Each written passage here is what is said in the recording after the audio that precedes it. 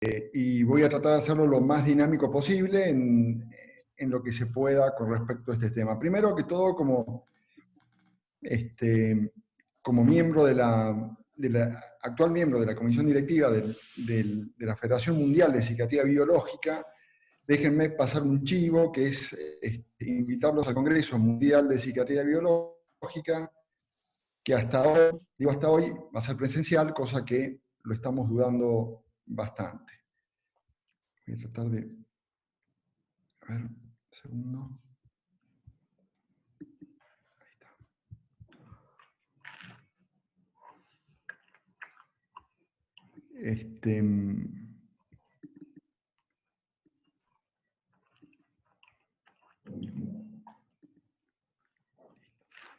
Bueno, aparte de eso es importante, no por una cuestión de currículum, pero sí por una cuestión de decir qué es lo que estamos haciendo. Hace un año aproximadamente, digamos un año oficialmente, pero hace muchos años, que venimos trabajando en el Consorcio Latinoamericano de Psiquiatría Genética, con lo cual muchos de ustedes habrán recibido para el Congreso de APSA 2 simposios internacionales que estábamos organizando con profesionales de latinos, pero muchos de ellos investigadores principales en grandes universidades de Estados Unidos, pero como fue virtual fue muy difícil llevarlo a cabo, pero fue una tarea y un esfuerzo mancomunado de toda Latinoamérica para esto, ¿sí? Bueno, vamos a entrar directamente en lo que psiquiatría genética se refiere, y esta foto resume todas las investigaciones de genética epidemiológica en psiquiatría genética y fundamentalmente de genética epidemiológica en genética de la esquizofrenia. Ellas son las cuatrillizas Genian, Nora, Iris, Mayra y Hester, pero esos son seudónimos con las iniciales del NIMH, porque fueron sujetos de investigación de todos los Estados Unidos. Fueron cuatro gemelas que tuvieron esquizofrenia, algunas ya fallecieron, pero fueron objeto de investigación de cómo se transmite o cuál era la forma de transmisión o una forma de comprobar que estas enfermedades son enfermedades en las cuales los genes intervienen de forma muy potente, ¿sí? Todos los estudios de gemelos, todos los estudios de familias, todos los estudios de adopción, en todas las enfermedades psiquiátricas, con mayor o con menor proporción, con mayor o con menor heredabilidad, han demostrado que las enfermedades psiquiátricas, así también como los rasgos de conducta y de comportamiento, corren en familias, o sea, se heredan en familias. Esto, a esta altura del siglo XXI, y les diría desde los últimos años del siglo XX, ya no se discute mucho más, ¿sí? Las enfermedades psiquiátricas, y esto todos ustedes que son psiquiatras clínicos lo habrán podido comprobar en los parientes de primer grado, lo anotan en su historia clínica, anotan las respuestas farmacológicas de los familiares de primer grado, especialmente en algunos trastornos como el trastorno bipolar, y constantemente estamos interrogando si hay algún tipo de antecedente en la familia, fundamentalmente cuanto más nos asusta, que es en el suicidio, ¿sí? Bueno, sabemos hasta el día de hoy que la esquizofrenia es una enfermedad poligénica y genéticamente heterogénea. ¿Esto qué significa? Que hay decenas de cientos de genes que influencian para el riesgo de una enfermedad. Y la combinación de estos genes es lo que me confiere el riesgo, y es muy posible que la combinatoria de genes en un grupo poblacional o en un paciente afectado por esquizofrenia sea distinto o ligeramente distinto a otro paciente o a otro grupo poblacional. Esto no es incongruente con la presentación clínica que la enfermedad tiene. Sabemos que la esquizofrenia es una enfermedad clínicamente heterogénea, con modos de presentación muy diversos, con evoluciones muy diversas, con conjuntos o variantes sintomáticas muy diversas y muchas veces con respuestas a los tratamientos muy diversas. Y en todos esos aspectos, desde la edad de presentación hasta la evaluación y la respuesta al tratamiento, los genes tienen que ver e influyen en estos componentes clínicos y farmacológicos, ¿sí? Por lo tanto, cuando creíamos que teníamos todas las respuestas con respecto a esto, surgieron, como dice Mario Benedetti, nos cambiaron todas las preguntas.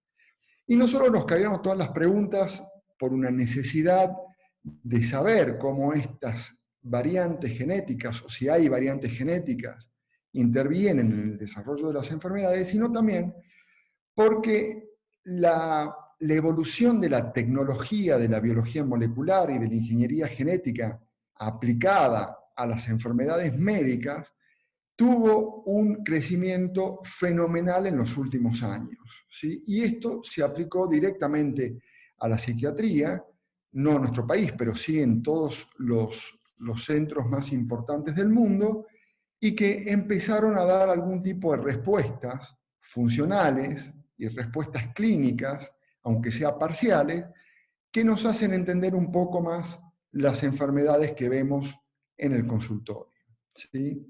Sabiendo y teniendo la premisa de que los psiquiatras somos los únicos clínicos que quedamos dentro de la medicina porque no tenemos a la fecha ninguna herramienta diagnóstica para poder referir a un paciente para poder diagnosticar, pronosticar y predecir su evolución.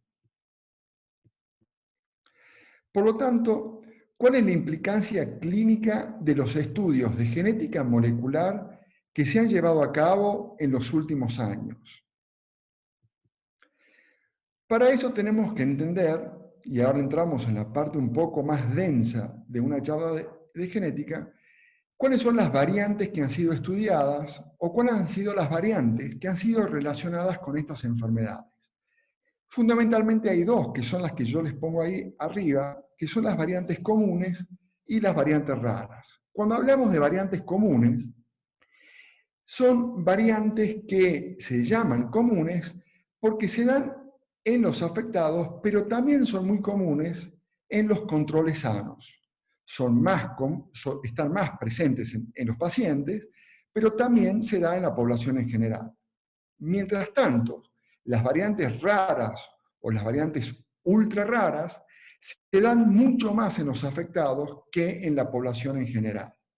Las variantes comunes generalmente están relacionadas con polimorfismo de nucleótidos únicos, esto es, todos ustedes saben, una base que cambia por otra, mientras que las variantes raras son aquellas variantes que se producen por deleción, duplicación o inserción de sectores más grandes de DNA que pueden duplicarse, deletarse o insertarse en cualquier parte del cromosoma.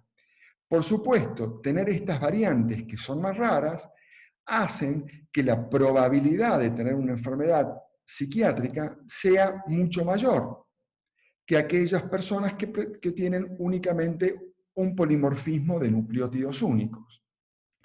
Este fenómeno de duplicar, insertar o deletar partes del cromosoma son fenómenos que se producen en el ser humano desde hace miles de años y que muchas veces son beneficiosos. Por ejemplo, para nuestro cerebro, que utiliza una gran carga de glucosa, ya que ha tenido que extender a fuerza evolutiva o por presión evolutiva su tamaño a predominio, por supuesto, de la región frontal, hemos tenido que duplicar las enzimas que metabolizan la glucosa de manera fenomenal. Entonces tenemos muchas copias de amilasa para poder utilizar una gran cantidad de glucosa que necesita nuestro cerebro. Entonces se ha duplicado evolutivamente muchísimos estos genes de estas enzimas para que nuestro cerebro la pueda utilizar. Sin embargo, las duplicaciones y las deleciones de las cuales hablamos ahora son patológicas y en muchas enfermedades son altamente patológicas. Por ejemplo, la duplicación la deleción del cromosoma 22 que produce el síndrome de Di-George, es una duplicación altamente patológica donde los pacientes tienen malformaciones faciales, malformaciones cardíacas y tienen un alto riesgo de desarrollar esquizofrenia. Por ejemplo, aquellos pacientes que tienen la deleción del cromosoma 22 en 22q11 es donde está el gen de la COM, un gen altamente implicado en las enfermedades psiquiátricas. Por otro lado, tenemos otras variaciones que son aquellas variaciones ultra raras, vale decir que no se producen casi nunca en la población en general y generalmente sí se producen en los afectados, donde la variación de una simple base o de dos bases produce un efecto que nosotros en genética llamamos catastrófico porque la proteína está totalmente regulada. Estos genes son hasta ahora, hasta el día de hoy, menos reportados en las enfermedades psiquiátricas, pero algunos han sido ya indicados. Y esto lo vamos a ver un poco más cuando nos introduzcamos un poco más en esta conversación. ¿Sí? Vale decir, estas variantes, vamos a ponerlas más frecuentemente estudiadas y más frecuentes demostradas en esquizofrenia, las comunes y las raras, los polimorfismos de nucleótidos únicos y la variante en el número de copias, que son estas deleciones e inserciones y duplicaciones que se producen en los cromosomas, van a influir en la expresión genética, van a perturbar el neurodesarrollo, va a intervenir en la neurotransmisión y fundamentalmente en la neurotransmisión excitatoria. Esto va a producir una disfunción en el procesamiento de la información y vamos a tener el espectro sintomático de las enfermedades psiquiátricas que todos conocemos. Por supuesto, estas variantes están influenciadas con factores de riesgo medioambientales que van a impactar en los distintos etapas de la vida, ya sean intraútero, después del nacimiento y durante la infancia, los clásicos factores estresantes infantiles o el maltrato infantil, etcétera, etcétera, muchos que están estudiados fundamentalmente en depresión, las drogas, los traumatismos, los virus, etcétera, etcétera. Estos van a influir, ¿sí?, sobre estas variantes comunes o variantes raras y va a influir en el desarrollo de las enfermedades que todos conocemos, ¿sí? Por un lado, entonces tenemos las variantes comunes. Las variantes comunes siempre nos referimos a variantes comunes que se dan tanto en casos, aquí como yo les pongo, se dan los casos y los controles, pero se dan mucho más frecuente en los casos que en los controles. Estas variantes comunes son los polimorfismos de nucleótidos únicos, y gracias a estos polimorfismos de nucleótidos únicos hemos podido comprobar algo que ya suponíamos, que las enfermedades psiquiátricas eran enfermedades poligénicas. ¿Y por qué podíamos comprobar esto? Porque al principio de esto, hace 20 años, cuando iba, la verdad que era un único argentino que iba a los congresos mundiales de psiquiatría genética, veíamos cómo se trataba de secuenciar un solo gen, ¿sí? Por ejemplo, el gen del receptor de dopamina, ¿sí? Porque se trataba de pensar que aquellos genes que estaban relacionados con lo que se conocía de la farmacodinámica, de los antipsicóticos que nosotros usábamos, podían estar alterados y comprobar que esa alteración de esos genes que codificaban para esas proteínas, que eran receptores donde actuaban los fármacos, nos podían dar algún tipo de explicación acerca de la fisiopatología de las cuales nosotros suponíamos que se basaban las enfermedades psiquiátricas. Bueno, estos estudios no fueron muy comprobados, y con la aplicación de las tecnologías de genotipificación, con lo cual se pueden secuenciar cientos de miles de bases al mismo tiempo, se empezó a estudiar estas variantes de nucleótidos únicos que muchas veces no se ubicaban en los genes típicos que nosotros suponíamos que estaban implicados a través del mecanismo de acción de los psicofármacos. Esta forma de estudiar la genética que revolucionó mucho a la genética molecular del estudio de muchas enfermedades, no tan solo de las psiquiátricas, empezó a demostrar que había algunos polimorfismos de nucleótidos únicos que se daban más en casos sin controles, pero que el grado de significación estadística era muy bajo. Entonces se decidió juntar las muestras de todos los países que tenían algunos datos con una estadística que no era significante, pero que mostraban algún indicio. Cuando se juntaron a nivel de consorcios internacionales, se formaron los consorcios internacionales de los distintos trastornos. Consorcio Internacional de Genética de Esquizofrenia, Consorcio Internacional de Genética de Trastorno Bipolar, y así sucesivamente. Esto aumentó de manera fenomenal el número de casos y controles nunca visto en la historia de la psiquiatría. Entonces, hubo distintos informes que se llamaron ondas o waves de informes, y ya estamos en esquizofrenia en el PCG3, vale decir, en el informe 3 del Consorcio Internacional de Psiquiatría Genética, donde demostraron, miren, 248 señales significativas de ligamiento con un número importantísimo de casos, 65.000 casos y 87.000 controles, con muchísimas señales de ligamientos estadísticamente significativas. Fíjense ustedes que la mayor señal de ligamiento, que es esto que ustedes ven acá en el Manhattan Plot, bien alto a nivel del cromosoma 6, que está relacionado con el antígeno de histocompatibilidad HLA, con una gran señal estadísticamente importante de ligamiento a nivel de cromosoma 6, a nivel de este gen.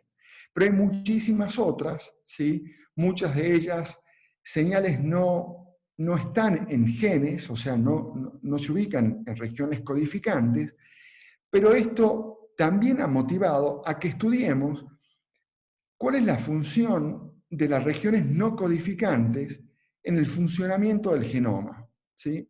Así como hace mucho tiempo se creía que ciertas áreas del cerebro no hacían nada, ciertas áreas que no se ubicaban en la región temporal o parietal y que no tenían ningún tipo de función, y después se demostró a través del conexión humano que tienen muchísima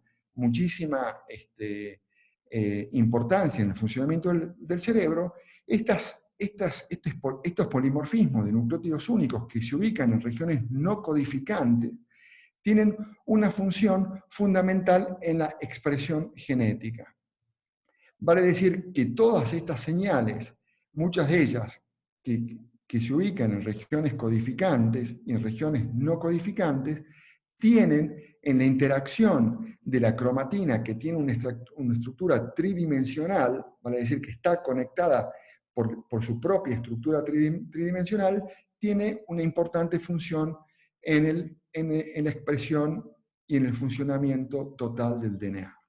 Pero no tan solo en esquizofrenia, sino también, fíjense ustedes, en trastorno bipolar y en depresión se han registrado muchas señales de ligamiento. Por supuesto, muchísimo más en esquizofrenia, a pesar de que la cantidad de casos y controles, fíjense ustedes, que hay en depresión es muchísimo mayor al de esquizofrenia. Por supuesto, porque la depresión es una enfermedad mucho más frecuente, el fenotipo de depresión, que es un fenotipo más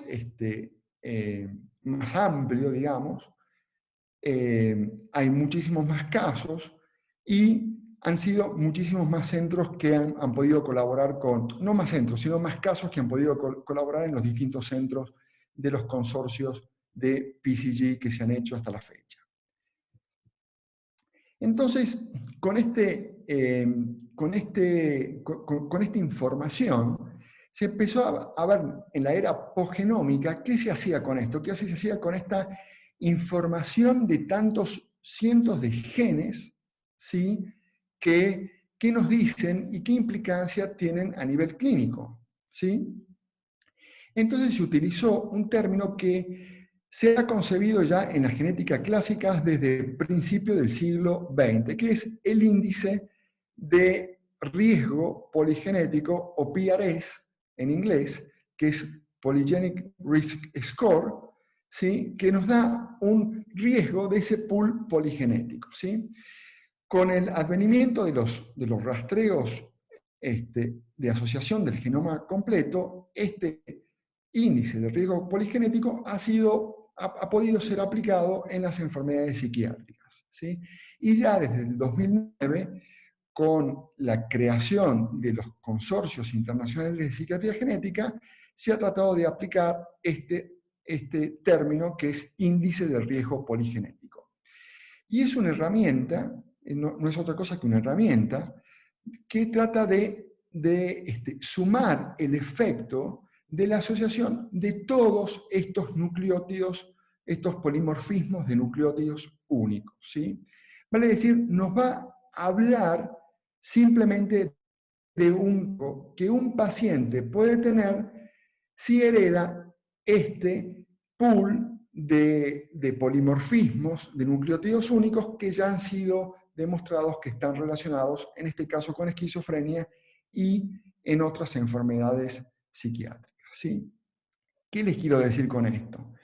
Si yo heredo un solo polimorfismo de nucleótidos únicos, ese solo polimorfismo de nucleótidos únicos me impacta muy poco en el riesgo absoluto de desarrollar la enfermedad. Vale decir que un solo polimorfismo de nucleótidos únicos no sirve porque no sería predictivo para tratar de averiguar si esa persona va a desarrollar una enfermedad. Sin embargo, cuando nosotros vemos que el Manhattan Plot aumenta en el número de polimorfismos de nucleótidos únicos, ese mayor número me puede dar algún tipo de significación en cuanto al pronóstico.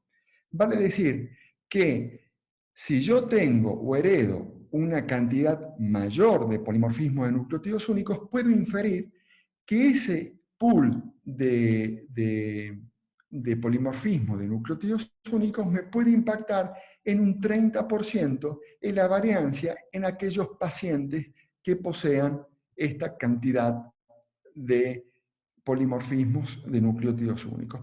En teoría, podríamos decir que si estas personas heredan esta cantidad de polimorfismos de nucleótidos únicos, podrían estar en riesgo de desarrollar una enfermedad. Vale decir, ¿qué nos dice hoy el índice de riesgo poligenético? Me puede diferenciar entre aquellos casos y controles, pero a nivel poblacional. Los casos que hereden los polimorfismos de nucleótidos únicos, este índice de riesgo poligenético, estarían en riesgo de desarrollar la enfermedad comparados con controles. Nos va a poder informar a los investigadores sobre endofenotipos y posibles biomarcadores y proveer información sobre correlación fenotípica. Hoy, estos polimorfismos o este índice de riesgo poligenético no son diagnósticos. Nada de esto me va a posibilitar que se haga diagnóstico. No nos va a ayudar para un test genómico estándar. Solamente esto puede hacer diagnóstico cuando evaluamos otras variantes, pero en autismo, que eso lo vamos a ver en un momento, y por supuesto no sustituyen a la historia familiar en la evaluación clínica diaria. ¿Cuál es la implicación funcional de eso, de estos genes que hemos visto, de estos polimorfismos de nucleótidos únicos?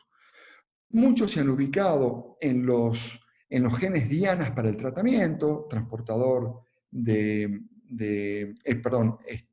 receptor de dopamina, en el sistema glutamatérgico, en la señalización neuronal del calcio, en las vías inmunológicas, tanto el antígeno de histocompatibilidad HLA como el CD4, y fundamentalmente muchos genes que están relacionados con la función sináptica en los periodos de la neuroevolución, ¿sí? Vale decir, muchas vías, ¿sí? Muchas áreas del neurodesarrollo y de la neuroevolución han sido implicadas en estos genes que han sido demostrados hasta ahora. Sin embargo, muchos de los genes que han sido relacionados con esquizofrenias, hablando a nivel ya funcional que acabamos de ver, han sido también relacionados con trastorno bipolar, con depresión, con autismo y con déficit de atención e hiperactividad. Fíjense, esto es un gráfico que lo presentó hace unos años atrás Smoller en un congreso de psiquiatría genética y que yo lo repliqué acá con algunos otros genes, pero esto nos habla que habría una base genética no bien delimitada entre los distintos trastornos psiquiátricos mayores, ¿sí? Fíjense esto qué interesante, porque este índice de riesgo poligenético tiene una superposición importante entre esquizofrenia y trastorno bipolar 1. Sin embargo, este perfil, este índice de riesgo poligenético, tiene una superposición muy importante entre trastorno bipolar 2 y depresión mayor unipolar. Vale decir, tendría un cierto sentido la explicación clínica o el pensamiento clínico aplicado al índice de riesgo poligenético, ¿sí? Por otro lado, y dos palabras, yo les decía recién que muchos de los genes muchos de los polimorfismos de nucleótidos únicos no se asientan en regiones codificantes, ¿sí? Ni tampoco se asientan en regiones no codificantes de un gen, sino se asientan en regiones que no codifican para nada, pero que sí intervienen en la expresión genética. Vale decir, un polimorfismo de nucleótidos únicos que está a cientos de distancia de un gen, podría, por la estructura tridimensional de la cromatina, influenciar a nivel del promotor de un gen y hacer que esa proteína se exprese en mayor o menor medida. Vale decir, ese cambio de base, de una base que está, como yo les decía hace un rato, a cientos de miles de bases de un gen, puede acercarse a través de la estructura tridimensional de la cromatina y actuar como enhancer, ¿sí? Como un potenciador de la expresión genética. Esto ha sido comprobado en ciertos genes que codifican para canales de sodio que intervienen, que han sido registrados, que están alterados en esquizofrenia y en trastorno bipolar. Vale decir que esto va a depender tanto del tipo de célula, del lugar donde se ubique y del tiempo donde estos genes actúan, ¿sí? Esto es lo que yo le decía, CAGNAC1 por ahí no tiene una variación en el gen, pero sí tiene una variación en estos polimorfismos que se ubican a cientos de bases de distancia y que producen variación en la actividad transcripcional del gen. Ahora vamos a pasear a otras variantes, que son las variantes más raras, que son las deleciones y las duplicaciones del DNA, que ya les hablé de esto, ¿sí? Estas duplicaciones y deleciones han sido muy demostradas en esquizofrenia, en todos estos cromosomas, el cromosoma 1, en el cromosoma 11, en el cromosoma 22, etcétera, etcétera. Pero estas duplicaciones, al igual que los polimorfismos de nucleótidos únicos, no son exclusivas de esquizofrenia. Estas duplicaciones y deleciones que se han registrado en esquizofrenia se superponen con aquellas duplicaciones y variaciones que también han sido informadas y publicadas, que están relacionadas con trastornos del espectro autista y con debilidad mental. Acá ustedes pueden ver en el cromosoma 1, neurexina 1, las duplicaciones en el cromosoma 22, que se dan en esquizofrenia y que también se da en trastornos del espectro autista, en intellectual disabilities también. ¿Sí? Muchas de estas duplicaciones se pueden dar de novo, vale decir que no las encontramos en las generaciones en generaciones anteriores, sino las encontramos que aparecen de forma espontánea, que las llamamos de novo, son nuevas y que aparecen en generaciones sucesivas y que pueden explicar aquellos casos aislados de enfermedad y no los casos familiares. ¿Sí? Muchas de ellas tienen que ver con la señalización del glutamato y que son de objeto actualmente de estudio. Vale decir, ¿qué hacemos con estas variaciones? Hoy sabemos que las variaciones en el número de copias sí se pueden pedir en aquellos pacientes que nosotros sospechamos que tengan trastornos del espectro autista, pero no en esquizofrenia. ¿Sí? Sin embargo, si nosotros pensamos que 1 de cada 20 pacientes con trastorno psicótico lleva alguna variante del número de copia identificable con una probabilidad, implicancia a nivel fisiopatológica, podremos pensar que estas variantes en el número de copias heredada o de novo, o sea, heredadas o que son mutaciones espontáneas nuevas que se producen en generaciones sucesivas, podemos pensar que podríamos comenzar a pedirlas en algún futuro. ¿Sí? Por último, con respecto a las variaciones que pueden estar implicadas en esquizofrenia, pero son mucho más raras de encontrar, son aquellas variaciones que se producen en un solo gen y al producirse en ese gen producen un impacto importante en la expresión de esa proteína. Estas son las variantes genéticas menos demostradas en esquizofrenia. CEDIA1A es la más estudiada hasta ahora, que ha sido registrada en algunos pocos trabajos. Es un regulador de la transcripción neuronal, se produce un codón stop y una falta de expresión de esa proteína, y es una proteína que está relacionada con el neurodesarrollo también. Pero esto es, digamos, en comparación con todas las otras variantes que hemos hablado anteriormente, muy raras de encontrar. ¿Sí? Por lo tanto, para ir simplificando, sabemos que las variantes comunes, los polimorfismos de nucleótidos únicos, que se han encontrado en esquizofrenia, también muchos de ellos han sido registrados en trastorno bipolar, en autismo, en depresión, en trastorno por déficit atencional, y por otro lado, lo que ustedes tienen a la izquierda de sus pantallas, las variantes raras, las variantes en número de copias, duplicaciones y deleciones.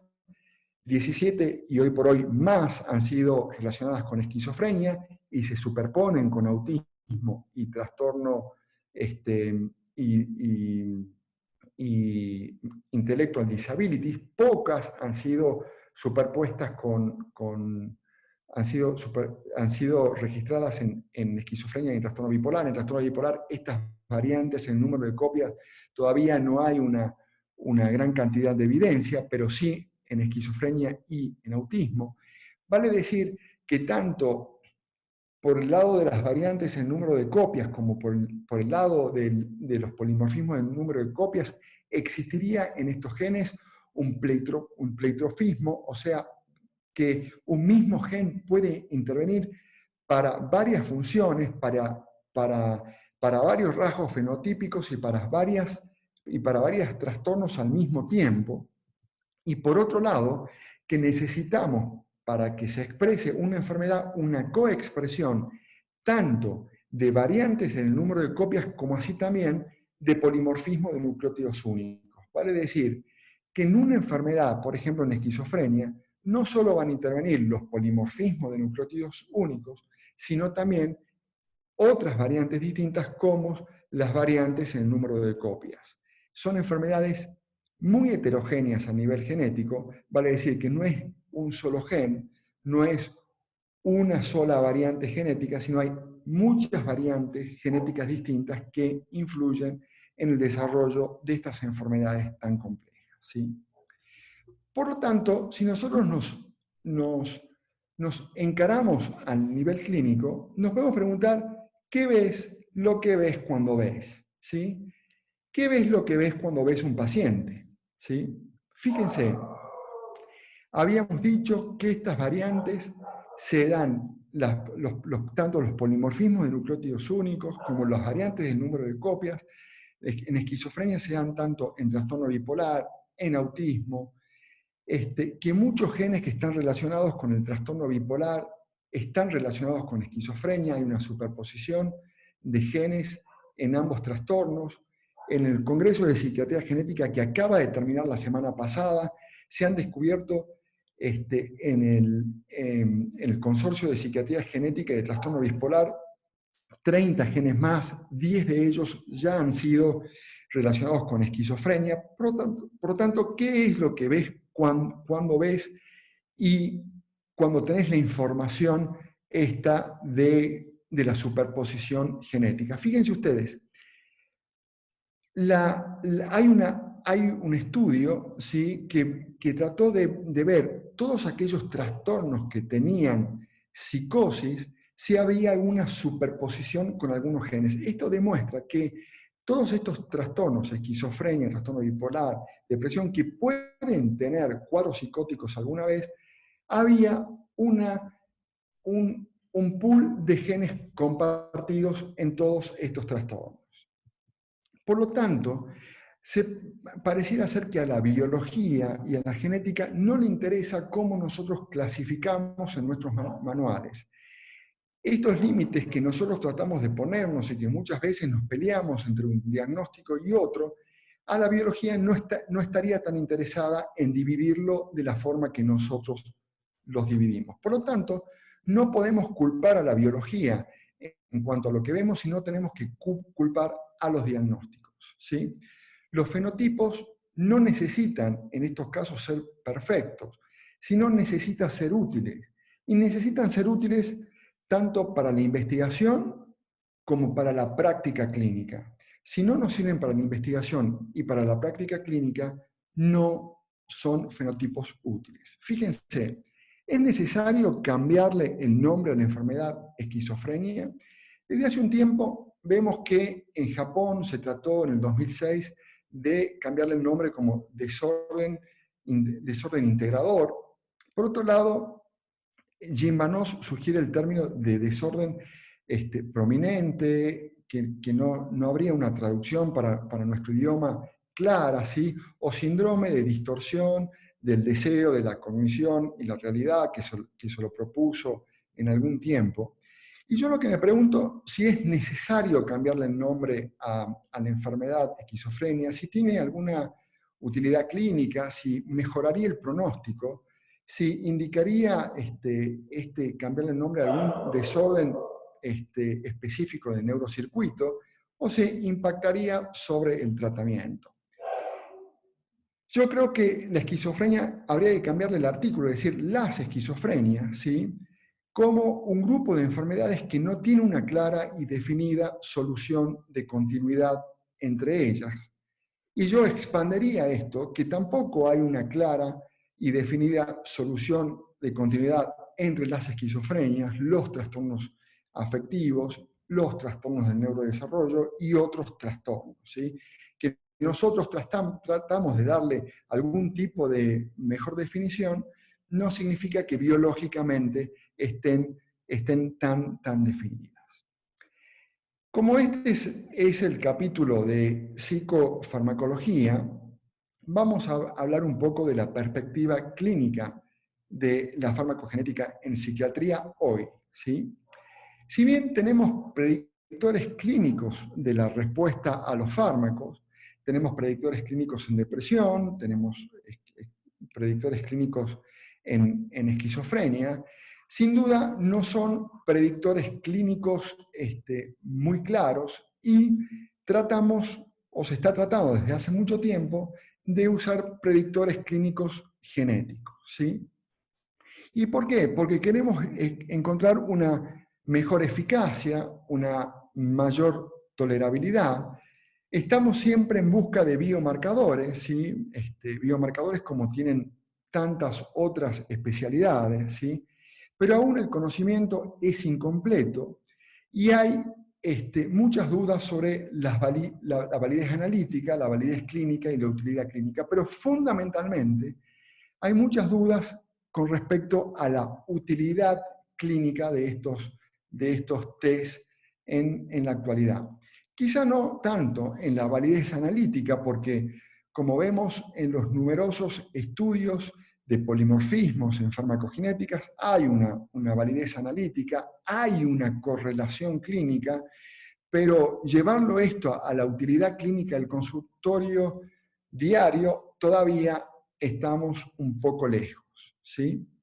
Siempre es importante que estemos atentos y que sigamos las recomendaciones de la FDA, de los consorcios internacionales de farmacogenética. Por ejemplo, uno de los consorcios internacionales de farmacogenética tiene algunas recomendaciones sobre 13 antidepresivos, 2 estabilizadores.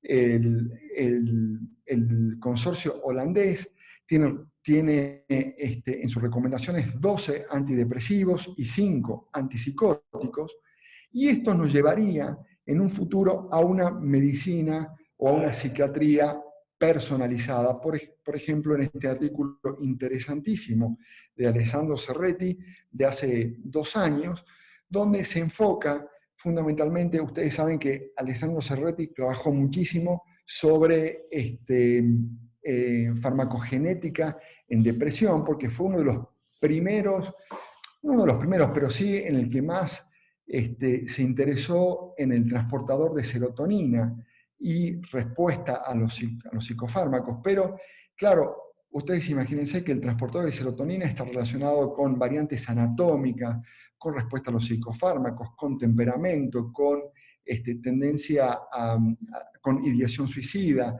con depresión, y está muy relacionados con factores estresantes de manera temprana. El trabajo de Caspi de hace 20 años, que fue un trabajo bisagra en transportador de serotonina, respuesta a los psicofármacos, depresión y factores maltrato infantil. Fue uno de los trabajos pivotales en esto, pero la idea es tener una medicina personalizada. Lo bueno de esto es que si ustedes se fijan, según la FDA y los estudios farmacogenéticos, la psiquiatría, ¿sí? Los psicofármacos, mejor dicho, ustedes pueden ver acá en gris, tiene mayor evidencia, o sea, después de los fármacos usados para el cáncer, ¿sí? de los fármacos usados en oncología, es el que mayor evidencia de farmacogenética tiene comparado con las otras especialidades. Vale decir que estamos lejos de los fármacos oncológicos, pero estamos casi segundos, ¿sí?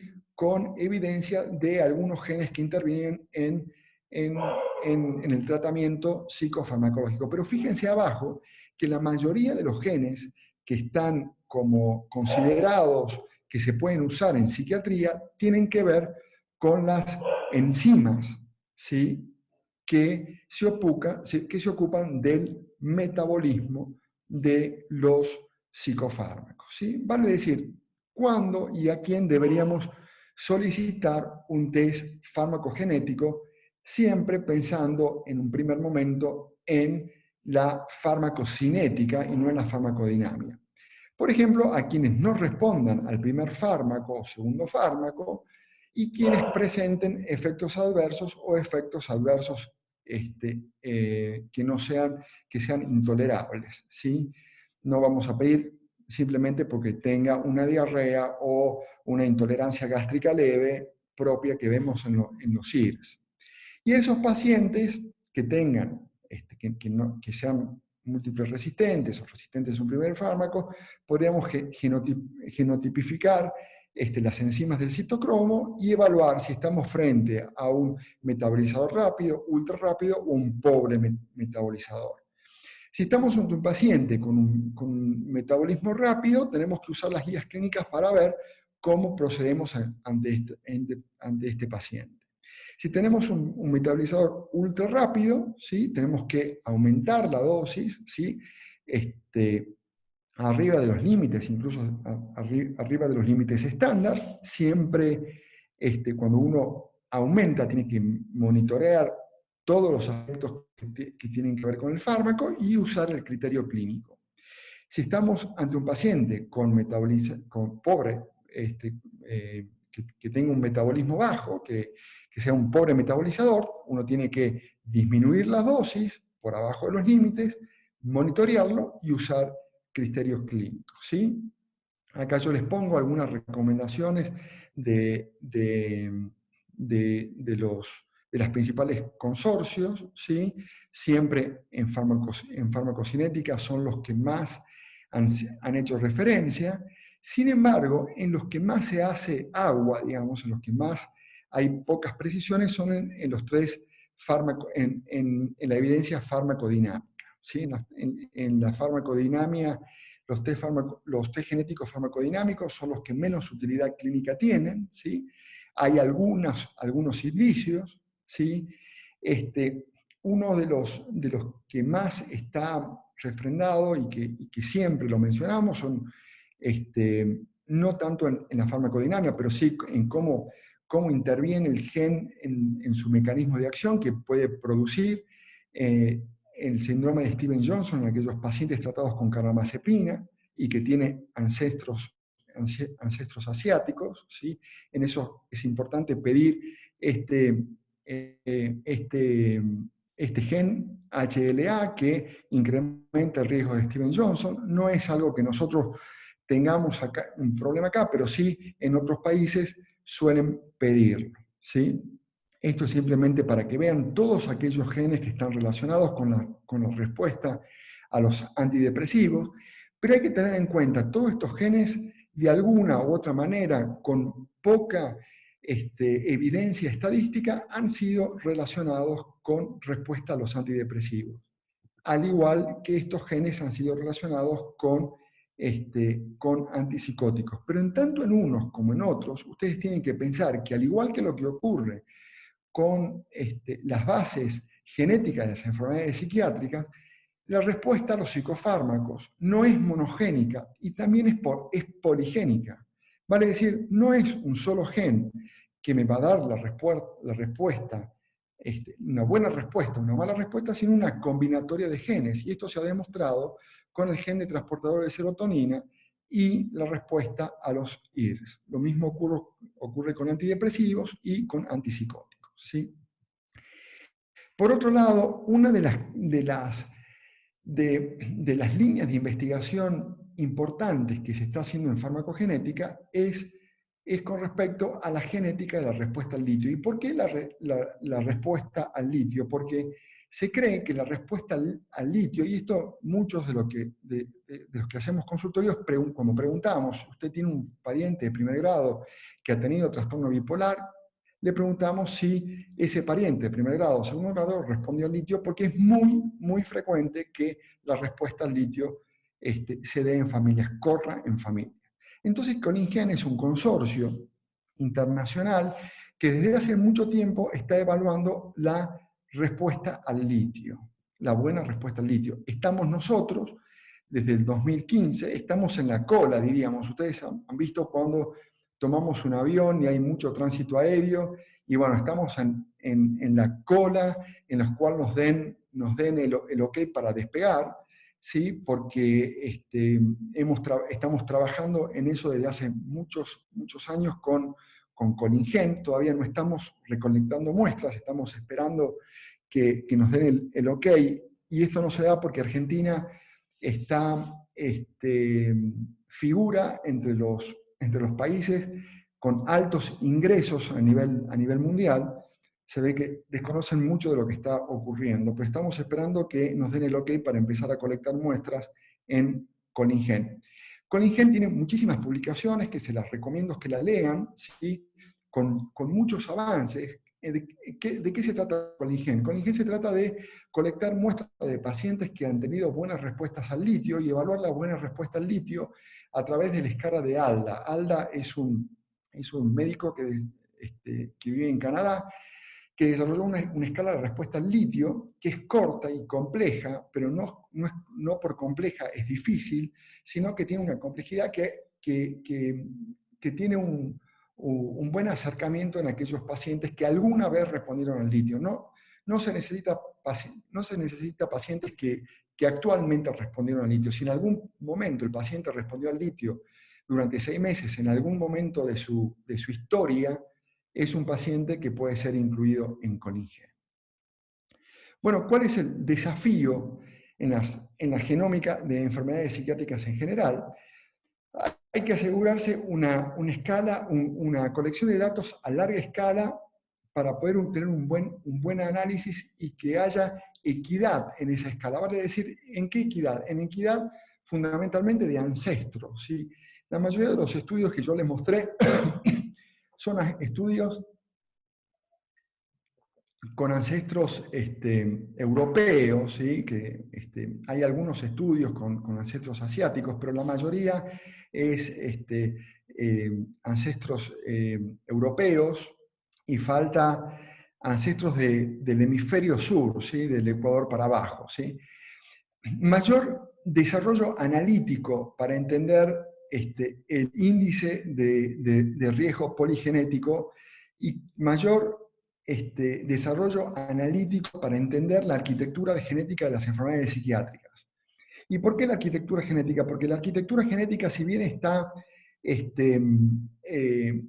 si bien yo les hablé de las variantes en el número de copias y en los polimorfismos nucleótidos únicos, no son las únicas variantes que intervienen en esta complejidad de enfermedades. Hay otras variantes como los microRNA, como las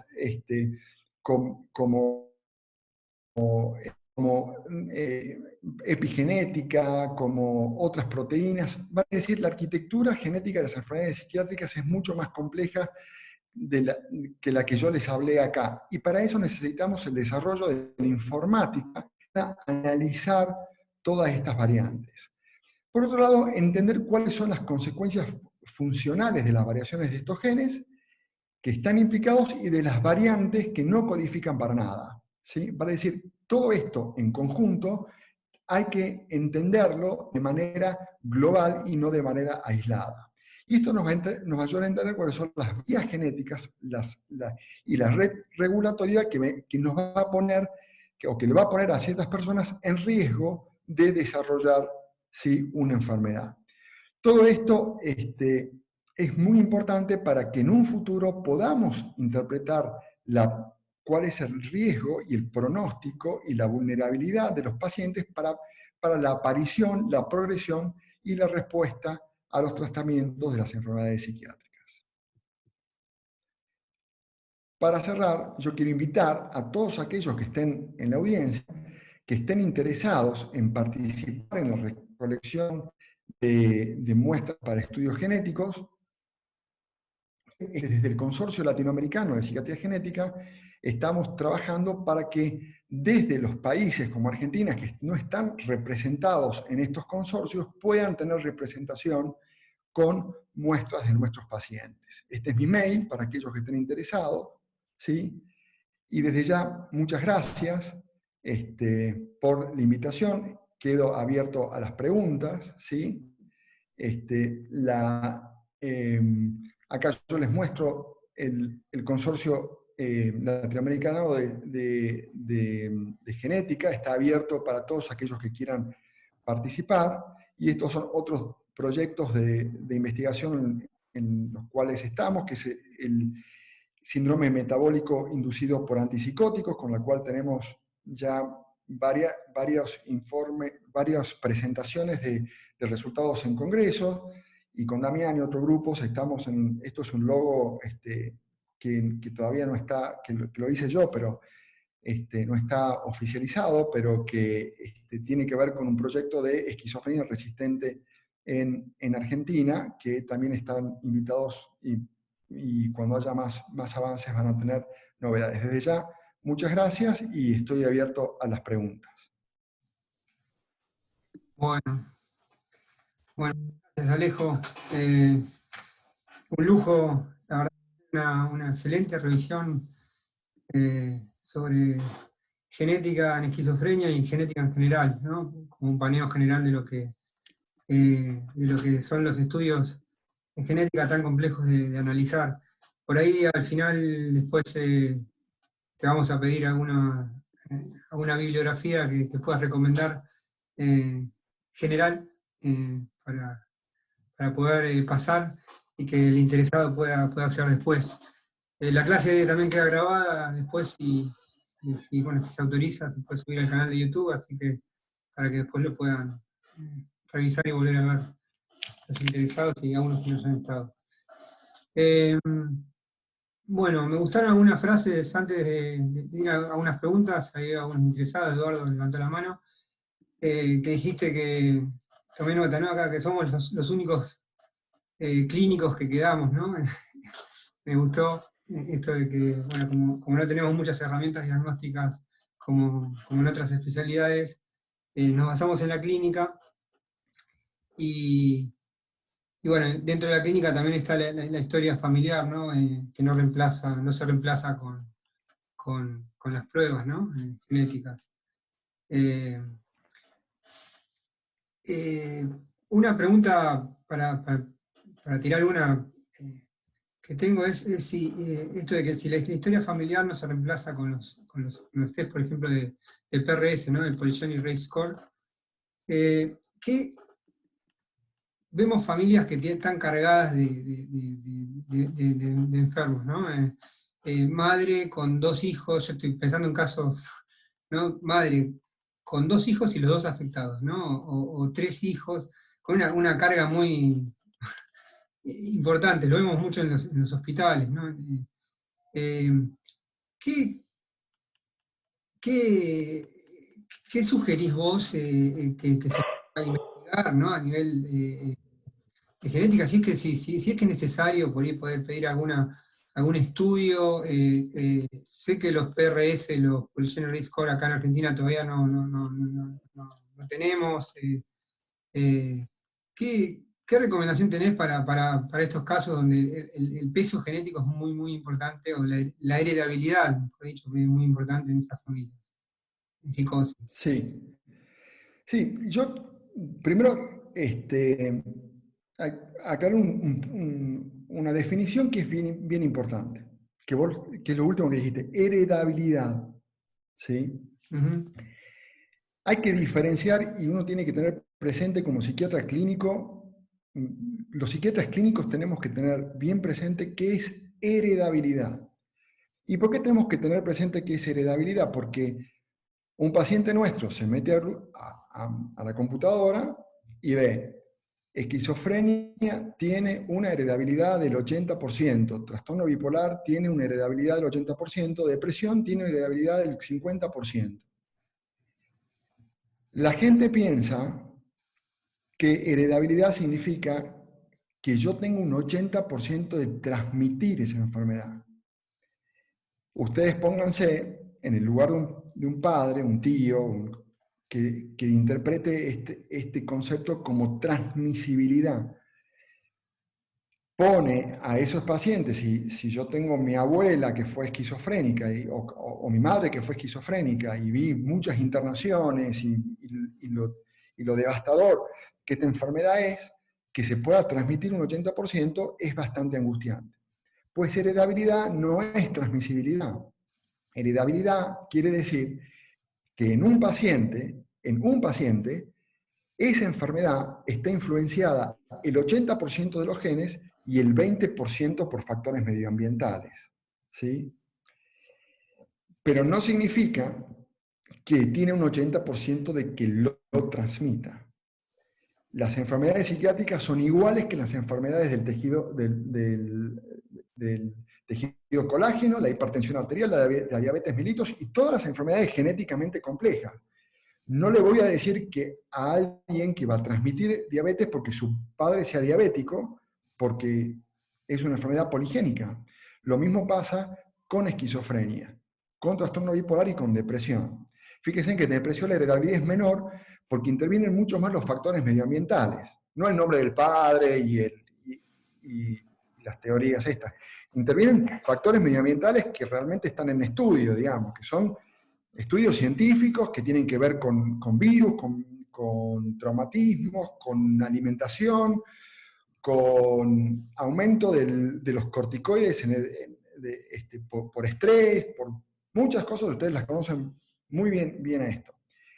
Pero en estas familias que decís vos, Damián, que son los casos familiares, ¿sí? Actualmente no se les puede pedir nada, ¿sí? No se les puede pedir nada. ¿Qué es lo que se me ocurre que puede venir en el futuro? Por ahí hay casos, y por ahí tendrá, yo tengo casos, por ejemplo, de pacientes esquizofrénicos, pero que tienen hermanos que cuando eran niños se le diagnosticó autismo, ¿sí? Y que hoy por hoy uno ve la evolución, que son cuadros muy devastadores. Y como habría una relación entre autismo y esquizofrenia, uno puede pedir las variaciones en el número de copias, no los PRS, porque el índice de riesgo poligenético no te va a decir un 30% cuál es la probabilidad de desarrollar la enfermedad. Entonces, por ahora, y como son caros y como son únicamente para estudios de investigación, no se los podría pedir. No se los podría pedir, no se los debe pedir tampoco. Salvo en los casos donde haya ustedes pueden registrar autismo y que hagan psiquiatría infantil, y en esos casos ya se lo está pidiendo en algunos lugares, porque las variaciones en el número de copias sí están muy relacionadas con espectro autista y con debilidad intelectual. Bien, bien. Bueno, Eduardo, después Laura. ¿Tenían preguntas, Eduardo? Bueno, por un lado te agradezco, Alejo, muy buena la charla. Y mi pregunta es un poco confrontativa, ¿no? Ya te digo.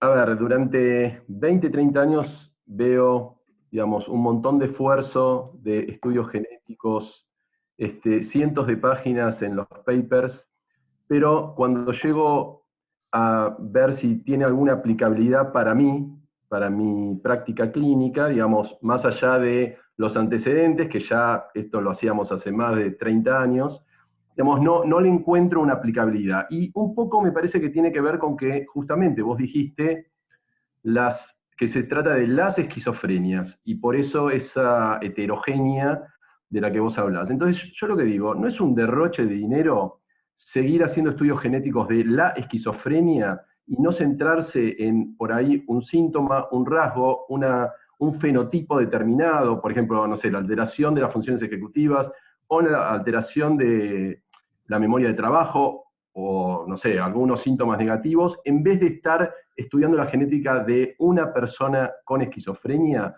¿No es un absoluto derroche de dinero y de esfuerzo de los investigadores seguir estudiándolo de esa manera? Esa era la pregunta. Creo que la pregunta, Edu, no es confrontativa, es sumativa. Es así, digamos, yo creo que muchas veces en esquizofrenia y muchísimo más en depresión, ¿sí? Que es mucho más bolsa de gatos que esquizofrenia, no hay una disección sintomatológica como la que muchos de nosotros pretendemos para estos estudios, ¿sí? Sería mucho más rico de información si pudiéramos, como decís vos, decir aquellas esquizofrenias que comienzan temprano, de las que comienzan tardío, de las que tienen deterioro cognitivo, de las que no tienen, de las que tienen más desorganización, de las que sería muchísimo más rico. Pero de todas maneras hay algunos estudios de cognición en esquizofrenia que tienen que ver con algunos genes que están implicados. Vos fíjate yo mostré un estudio cómo se evaluó únicamente síntomas psicóticos en 5 grandes trastornos, solamente los síntomas psicóticos. Y también hay de trastornos cognitivos en los distintos cuadros psicóticos, ¿sí? Si vos te fijas que te estoy hablando de genética, y trastorno cognitivo parece los ARDOC, el método de clasificación del NIH, ¿sí? Es decir, por clústeres sintomáticos únicamente. ¿Sí? Entonces, fíjense cómo esto se está tratando de refinar por ese lado, y que yo creo que por ese lado vamos a tener una utilidad clínica mucho más importante como la que decís vos, Edu. Claro, Pero sí, tal cual. Dijiste una de tus frases es que la biología no respeta las clasificaciones, ¿no? Y ahí vamos. Y eso, hay otra frase también de que las clasificaciones no respetan la clínica, o la clínica, en esto del ERADOC, ¿no? Tal cual. Sí, tenemos que clasificar de otra manera. Tal cual. ¿Tenía una pregunta? ¿Laura? Sí, ahí estoy. Sí, bueno, muchísimas gracias, Alejo, sumamente interesante y enriquecedor panorama. Mi pregunta es, bueno, vuelvo al concepto de la clínica, ¿no? La heredabilidad y la transmisibilidad. Yo suelo trabajar con mujeres embarazadas en tratamiento psicofarmacológico, diversas patologías, y la pregunta clásica es, ¿qué posibilidades tengo de que mi hijo o hija padezca lo mismo que yo? Por ejemplo, una persona con un trastorno de pánico, una persona con un trastorno bipolar. Entonces yo me enfrento como a la gran pregunta de decir, no, en realidad se trata de una cuestión poligénica, bla, bla, pero no lo tengo claro. ¿Cómo podríamos, qué me podrías aportar por ahí para responder u orientar en esta pregunta, que suele ser una pregunta inquietante para las pacientes y para mí? Claro, claro. Es consejo genético esto. Lo que pasa es que nosotros tenemos el chip del consejo genético, como médicos, mira, tenés un 25% porque es una enfermedad recesiva, un 75% si es dominante, etcétera, etcétera. Pero de esto se está trabajando muchísimo en consejo genético, en psiquiatría genética. Lo que yo recomiendo es lo siguiente. Hay que transmitir el concepto de riesgo muy bien, porque es muy angustiante. Entonces uno tiene que decirle al paciente, mire, si usted ha tenido trastorno bipolar, hay una probabilidad de que usted transmita el trastorno bipolar. La probabilidad aumenta al 7% en los parientes de primer grado. Pero hay un 93% de probabilidades de que su hijo no tenga trastorno bipolar. Pero sin embargo, trabajemos con el 7% de probabilidades.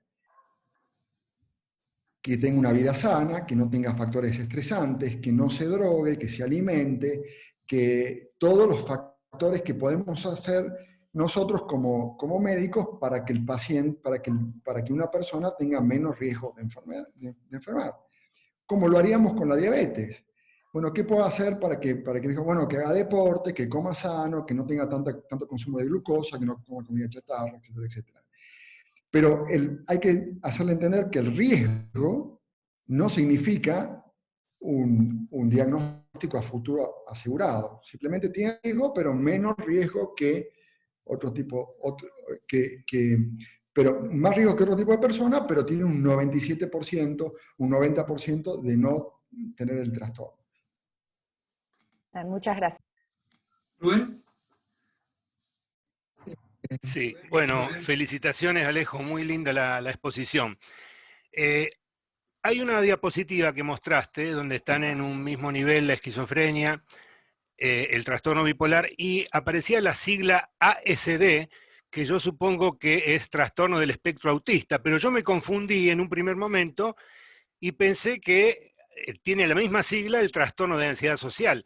Aprovecho mi confusión para preguntarte, ¿qué impacto tiene la genética en los trastornos de ansiedad? Bueno, son trastornos que tienen, como la depresión, te diría hay menos estudios con respecto a esto, ¿sí? Porque hay consorcios de psiquiatría genética de los trastornos por ansiedad, pero tienen una heredabilidad media como depresión del 50%, y también está relacionado mucho con factores ambientales. Pero, ¿entendiste bien? Es trastorno del espectro autista, ¿sí? Los desórdenes del espectro autista, lo que están ahí en superpuestos con esquizofrenia. Damián. Sí, Mario. Alejo, antes que nada, felicitaciones por la charla, realmente. Muchas gracias. Como siempre. Te quería preguntar también, vos colocaste una diapo donde pusiste que hay como cierta asociación en los genes involucrados, por un lado, el trastorno bipolar tipo 1 y esquizofrenia, por el otro lado, el trastorno bipolar tipo 2 y trastorno depresivo mayor. Depresión mayor. ¿De qué quizás sea muy simplista mi pregunta, pero ¿de qué depende tanto en un aspecto como en el otro que se incline a desarrollar o una esquizofrenia o un trastorno bipolar tipo 1 o un trastorno bipolar tipo 2 o una depresión mayor unipolar? Yo creo que depende de la combinatoria de genes que herede cada uno. ¿Sí? Sí. Debe haber ahí, hablo en potencial porque no se conoce, una combinatoria de genes en el cual haya no solo una superposición de los mismos genes y otros genes, sino también haya una superposición sintomática sin una clara delimitación, ¿sí? Pero claro, si lo pensamos un poco clínico, el trastorno bipolar tipo 1 con su cuadro psicótico está más relacionado con esquizofrenia, incluso en un brote agudo es poco, cuando tenemos un brote agudo. Es difícil hacer el diagnóstico diferencial en el primer brote. Exactamente. Y fíjate que cuando estamos con un paciente con una depresión unipolar, y también si es un bipolar tipo 2, si alguna vez tuvo, no sé, se puso 2 veces una corbata colorada y suponemos que tiene una hipomanía, no lo podemos diagnosticar tan claramente. Gracias. Bien, ahora Paula, después, bueno, si alguno quiere hacer alguna pregunta, lo puede hacer por el chat, si prefiere avisarme, yo los desmuteo y pueden, si quieren, hacerla verbalmente, ¿sí? Bueno, Paula. Hola, ¿qué tal? Hola Alejo, gracias por la presentación, muy interesante. Yo te quiero hacer 2 preguntas que son diferentes, pero que son, o sea, preguntas que a mí me han resultado como cuestiones de consultorio con los pacientes. Una es, me ha pasado más de una oportunidad que los pacientes llegan con el estudio de farmacogenética hecho por algún laboratorio y vienen o a criticar una medicación que yo les estoy dando porque el estudio dice que no, que digamos que no tendrían la mejor respuesta, o al revés, vienen y me dicen, me tiene que dar esta medicación porque esta medicación dice que para esta medicación yo respondería bien. Entonces me gustaría saber, digamos, cómo manejas una situación como esa en el consultorio. Y la otra pregunta es, ¿en qué circunstancias vos considerás que vale la pena hacer una derivación al genetista clínico para una evaluación? Bueno, los estudios de farmacogenética que disponemos, que son comerciales, ¿sí? Tienen una utilidad clínica relativa. Si vos te fijás, esos estudios siempre dicen que lo más importante es el criterio clínico, el criterio médico, ¿sí? Que esto es una aproximación. Porque ellos saben, ¿sí? Y esto lo charlamos mucho con Bagó cuando lo trajeron al Neurofarmagén, era que cuando trajeron esto, yo te cuento que, porque no tengo problema en decirlo, y me convocaron para hablar de esto, justo habíamos sacado desde la Asociación Internacional de Psiquiatría Genética, que ustedes los pueden ver, está Test Genéticos en Psiquiatría, una declaración con respecto a esto, ¿sí? Que ahora se modificó un poco, etcétera, etcétera.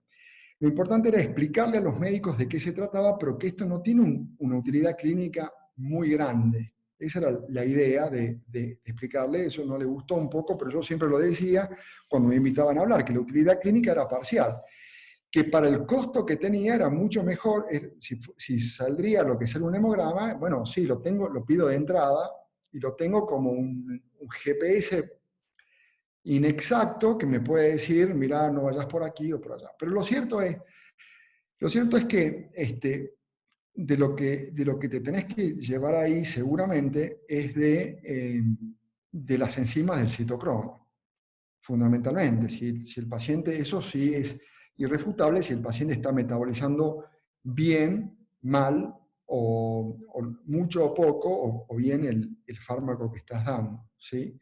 La respuesta de esos pacientes es decirle que no hay suficientes estudios para decir que si yo te doy aloperidol, paliperidona o lo que te dé, vas a responder porque diga esto, ¿sí? Esto es una aproximación.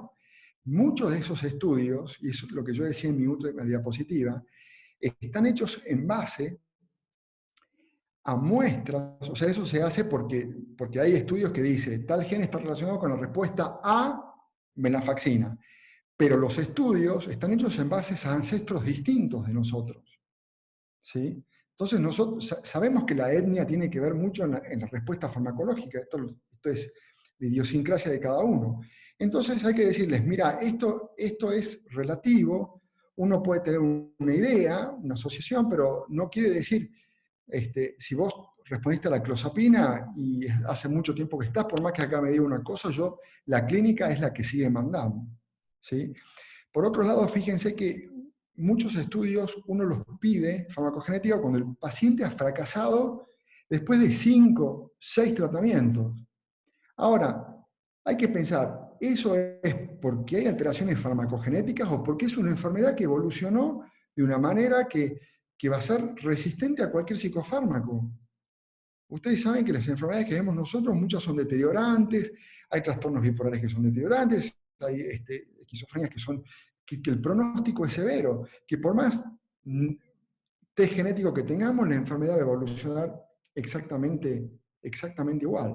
Entonces hay que decirles eso. Y nadie te puede, salvo que sea una enzima del citocromo que claramente está diciendo los efectos adversos de ese fármaco es porque lo está metabolizando muy lento, o no tener respuesta porque lo metaboliza velozmente, nadie te puede refutar la parte farmacodinámica. Nadie. Bien. Florencia, ¿vos querías hacer una pregunta? ¿Me ha parecido? O bueno, Eduardo. ¿Eduardo?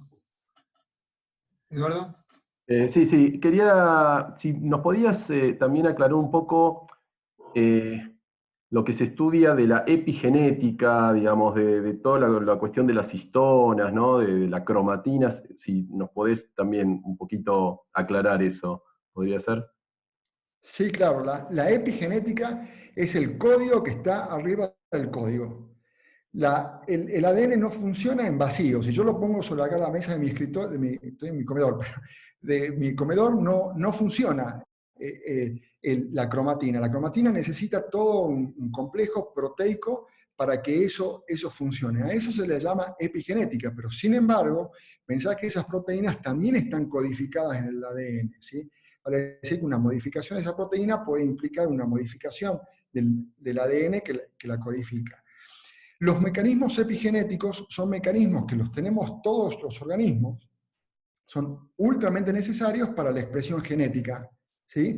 Por ejemplo, la histona se acetila o se desacetila para exponerla para que la lea la proteína, para que la lea la enzima que codifica para la proteína. Si la quieren inactivar, la vuelvo a enrollar y no la lee la proteína, ¿sí? O en un gen, pongo un metilo en alguna base y me traba la enzima para que lo lea. Esos son los dos mecanismos epigenéticos más conocidos, pero no son los únicos. Hay como 5 o 6 y seguramente hay más. Y esos mecanismos epigenéticos no trabajan de manera autónoma, trabajan en crosstalk todo el tiempo, hablan todo el tiempo, como todo, digamos. como todo. Yo siempre digo, nosotros, yendo más a lo macro, nosotros lo dividimos al cuerpo humano para estudiarlo en cerebro, corazón, ojos, oídos, pero todo está intercomunicado. Nosotros dividimos el lóbulo frontal, el parietal, pero todo está comunicado, y nosotros dividimos los mecanismos epigenéticos, pero están totalmente comunicados. El problema con la epigenética es que ustedes han escuchado muchísimo de epigenética, de hablar de la epigenética, pero la epigenética es eso, digamos. Lo interesante de la epigenética es que son fenómenos reversibles, ¿sí? Vale decir, la metilación está y puede no estar. Es decir, voy a tener mayor o menor cantidad de proteínas o la histona se va a enrollar o no se va a enrollar en la cromatina, ¿sí? La va a exponer o no la va a exponer. Y eso puede, no hay nada todavía, pero pueden algunos fármacos intervenir sobre los factores epigenéticos, no hay nada. Yo tengo una diapositiva, cuando hablamos de esto, de factores epigenéticos, es decir, bueno, ahora le voy a presentar todo lo que dice la literatura sobre factores epigenéticos y farmacología, y la diapositiva está en blanco, porque no hay nada actualmente con respecto a eso. Hace un tiempo decían que el alprazolam regulaba los factores epigenéticos. Delirio, ¿sí?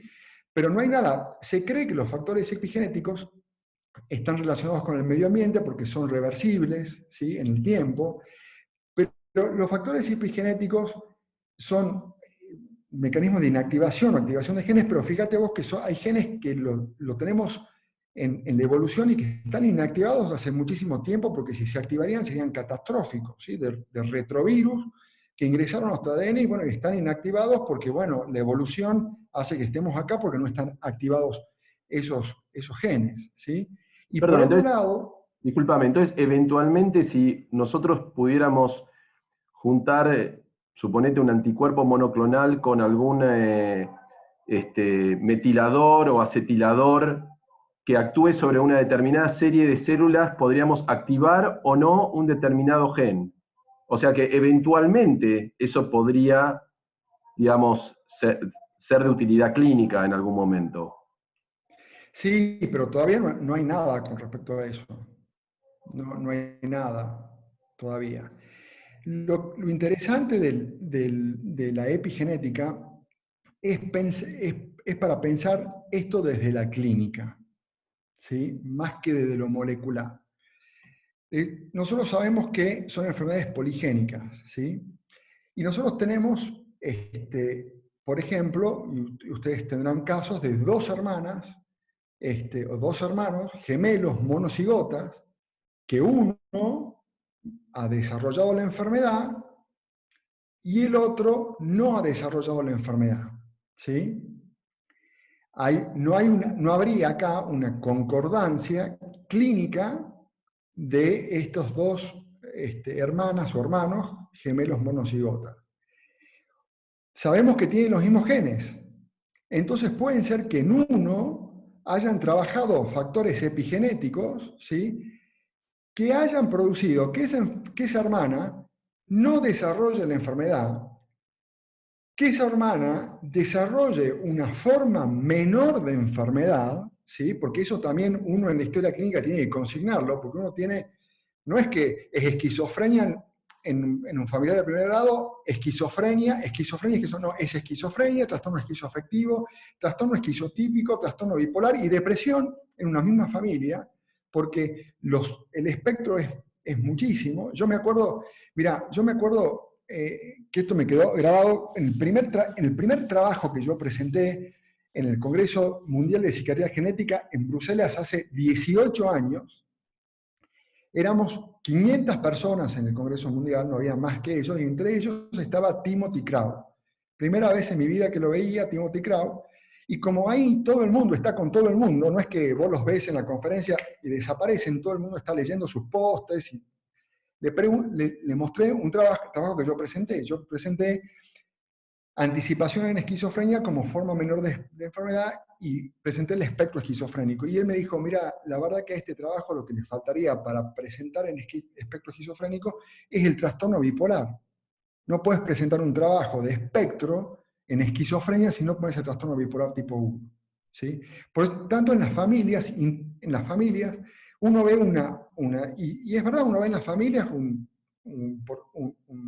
espectro muy grande cuando toca familias de afectados, ¿sí? Entonces, los factores epigenéticos podrían influir, ¿sí?, en que algunos desarrollan la enfermedad y otros no la desarrollan, y algunos desarrollan la enfermedad y otros desarrollan formas distintas, menores, de enfermedad, activando o inactivando ciertos genes, ¿sí? También explicaría, Eduardo, y quizás esto es para pensarlo, por qué estas enfermedades evolucionan con reagudizaciones y remisiones.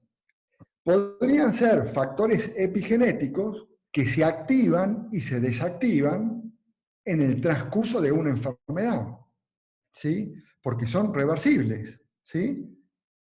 Son modificables y reversibles. Entonces, otra forma de hacerlo es esto. Hace 15 años, Nature sacó un artículo que se llamaba Estados Alterados, porque eran al principio de la genética, eran dos hermanas, este ejemplo yo te ponía, dos hermanas, estados alterados éramos nosotros los psiquiatras que nos poníamos en estados alterados porque no podíamos entender cómo dos hermanas con un 100% de concordancia en sus genes, gemelas monocigotas, una haya terminado su grado en la universidad y la otra no pudo terminar la secundaria por la enfermedad, ¿sí? Y una de las explicaciones eran que eran factores epigenéticos que podrían influenciar ahí.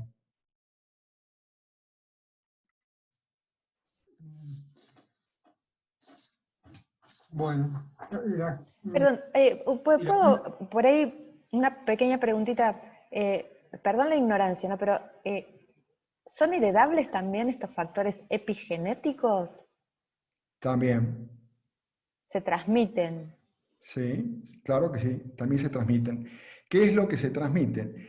Si es una proteína, ¿sí?, el factor epigenético es una proteína o es que interviene en el mecanismo, también son heredables.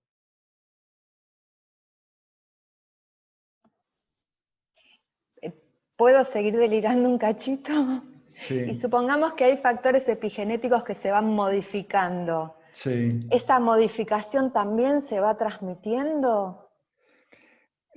Si cualquier mutación nueva, cualquier alteración nueva se puede transmitir también. ¿Sí? Claro, pues, me quedé pensando porque vos decías, bueno, que había determinados factores epigenéticos como, o histonas que habían desactivado expresiones de genes porque eran necesarios para la supervivencia.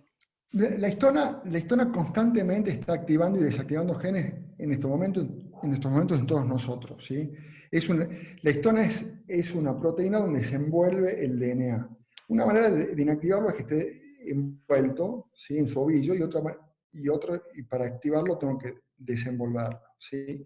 Generalmente el proceso que yo te dije, que inactivación de genes, es a través de metilación de grupos metilos que se ponen a nivel de bases y se quedan ahí, pero de una manera de que no se desactive, digamos. El organismo en la evolución hace mecanismos bastante duraderos para que esto no ocurra, ¿sí? Pero hay otros mecanismos epigenéticos mayores, menos conocidos, que también trabajan en esto.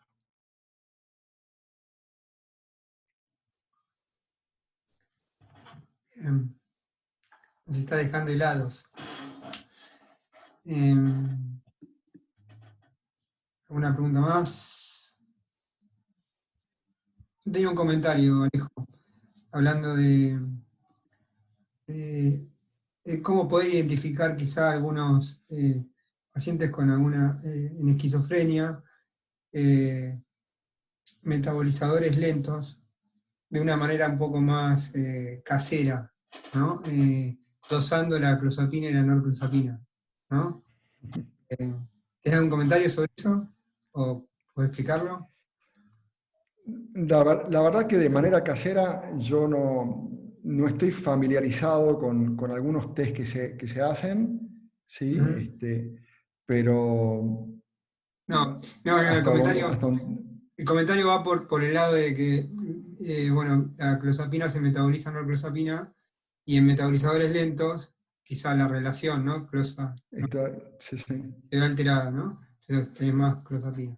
Y pedir un dosaje de clozapina no es tan caro, y uno puede llegar a identificar estas variantes poblacionales y pacientes que en esa razón tengan más clozapina que no clozapina, entonces uno identificaría Sí, como por eso comentario, ¿no?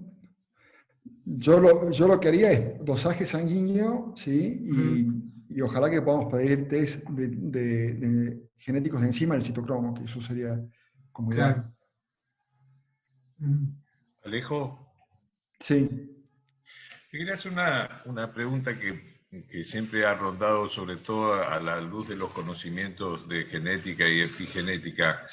Si hoy en día está más claro por qué hay trastornos o enfermedades que se expresan inmediatamente después del nacimiento, es decir, en una infancia precoz, y hay otras enfermedades que se expresan en la vida adulta. Pero, ¿cuál es la pregunta? ¿Si hay alguna explicación a nivel genético de eso? Sí. No hay todavía una explicación genética de eso. Eso está muy relacionado con severidad, ¿no? Son, digamos, los cuadros, sabemos que en psiquiatría, cuanto más temprano aparezcan, tienden a ser un predictor clínico de mayor severidad, menor respuesta a los fármacos, etcétera, etcétera. ¿Sí? Eso es un fenotipo, eso lo tenemos que traducir en que son fenotipos que son los que más se van a investigar en un futuro. ¿Sí?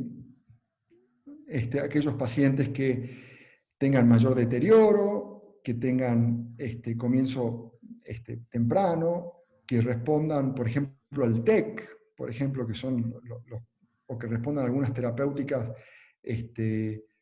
donde que tengan que ver con resistencia, con mayor deterioro, son aquellos fenotipos que se van a estudiar un poquito más, porque como decía Edu,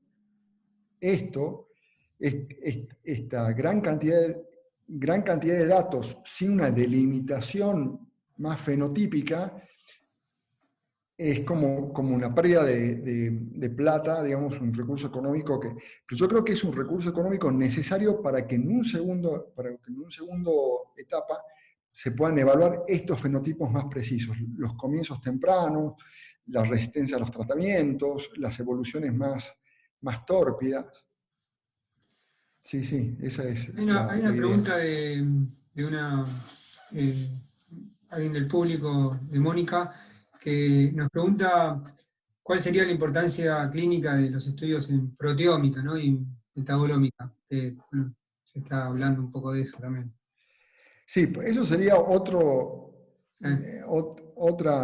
conferencia distinta, que hay de proteómica y metabolómica actualmente. Actualmente, insisto, somos los únicos médicos de la clínica médica que conservamos la clínica como única herramienta diagnóstica, ¿sí? Todo lo demás, de las eras de las ómicas, ¿sí? Sirve para investigación, salvo algunas cuestiones puntuales, como ser el tema de los citocromos, el tema de las variantes en el número de copias para autismo. Todo lo demás es investigación, incluso proteómica y metabolómica.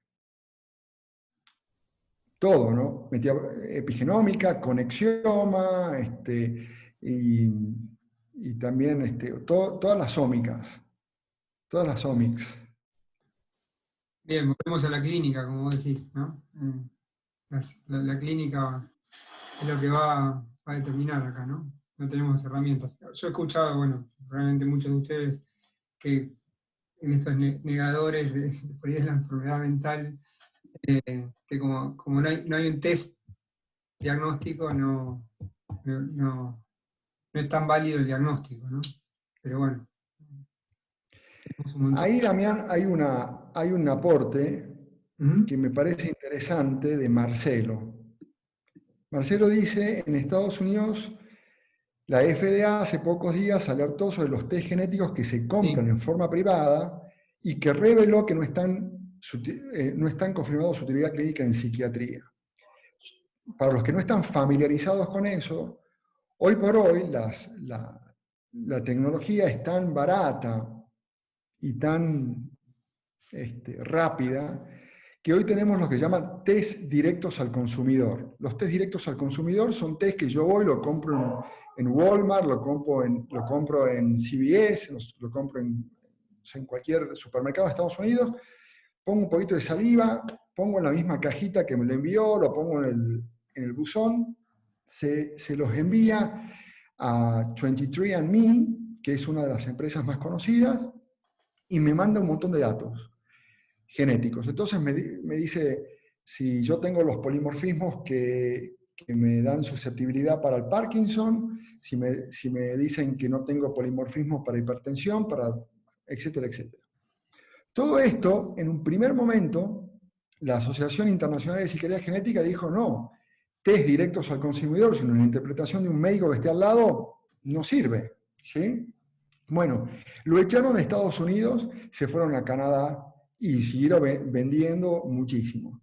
Se sofisticó esto, el 23andMe, porque si yo compro 23andMe, ahora llenas un formulario y digo, por ejemplo, tengo hipoacusia, tengo un problema de memoria, y bueno, o te preguntan, ¿usted alguna vez tuvo depresión? ¿Qué es eso? Entonces, hoy es el mundo de los datos. Lo que quieren ellos es datos genéticos y datos clínicos y venderlos, por supuesto, porque es comercial.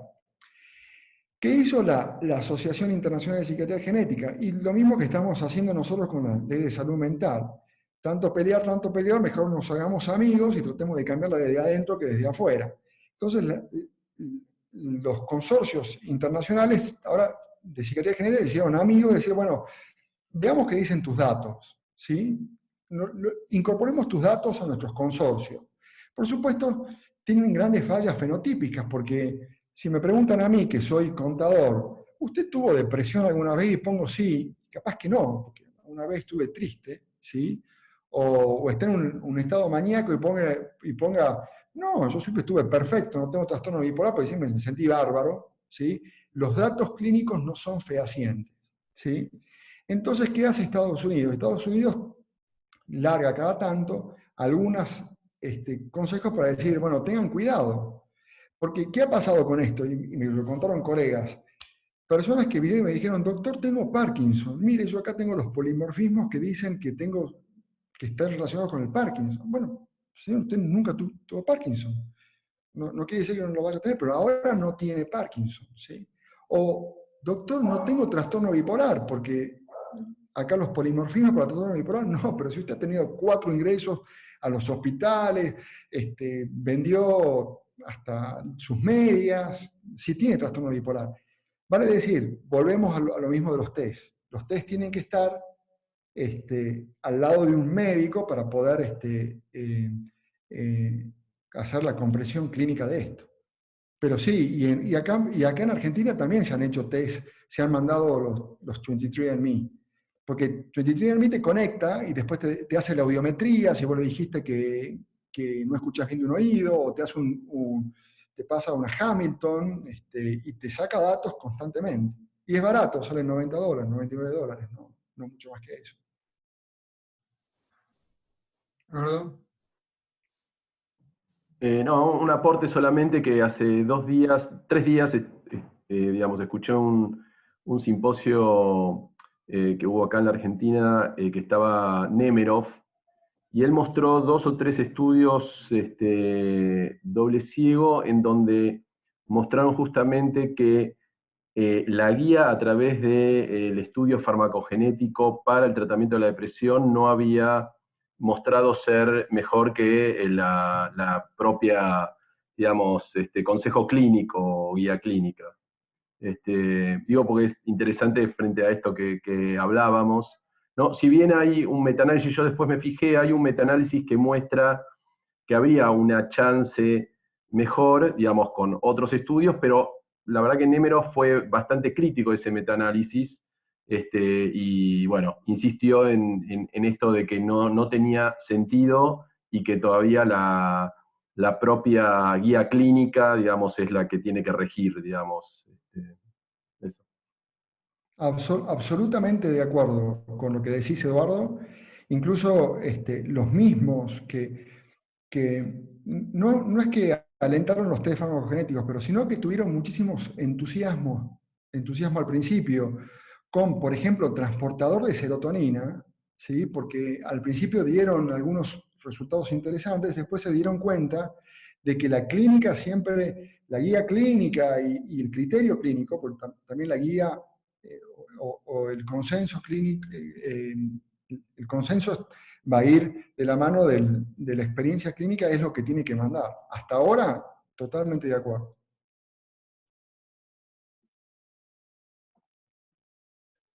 Bien. Bueno, podemos estar 10 años, pero la gente por ahí, no sé si tienen alguna pregunta más, algún aporte del público. Llevamos 1 hora 50.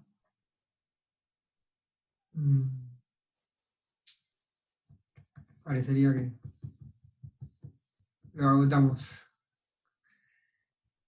Bueno, no sé si no encontramos otras preguntas, aportes. Queríamos transmitirte, Alejo, nuevamente el agradecimiento que estés que has estado presente acá con nosotros. La verdad que muy claro, con la presentación de 1 hora y después, bueno, la discusión esta posterior, pero en esa hora nos aportaste muchísimo. Un muy buen resumen que queda, y nada, agradecerte nuevamente, seguramente te estaremos invitando en otra ocasión. Bueno, muchas gracias a ustedes y estar tantas personas sábado a la mañana hablando de polimorfismo de nucleótidos únicos. Me alegro mucho y espero que haya sido de claridad y que sea uno de los objetivos del Consorcio Latinoamericano y de la Asociación Internacional de Psiquiatría Genética, es llevar el conocimiento en esto. Porque fíjense ustedes qué importante que es tener claro el conocimiento con respecto a los test genéticos, al consejo genético, porque aunque uno no crea, esto tiene que ver, como lo preguntó Laura, como lo preguntaron muchos, con la práctica diaria de información en Internet de nuestros pacientes, la angustia que se puede producir, y bueno, desde ya, para lo que necesiten, quedo abierto para todo lo que necesiten de información, intercambio, comentarios, que es esta última hora creo que ha sido mucho mejor que la hora anterior, tanto para ustedes como para mí. Así que muchísimas gracias y estamos en contacto. Y un gusto de verlos a muchos que hace mucho que no nos vemos, COVID mediante. Bueno. Muchísimas gracias y bueno, ha sido un placer realmente el intercambio, los aportes, muy, muy interesante. Bueno, muchas gracias a ustedes. Bueno, sí, gracias por la invitación, Muchas un gracias, placer. Alejo. gracias, Alejo. Adiós. Gracias, Hasta muy luego. bueno. Chao, chao.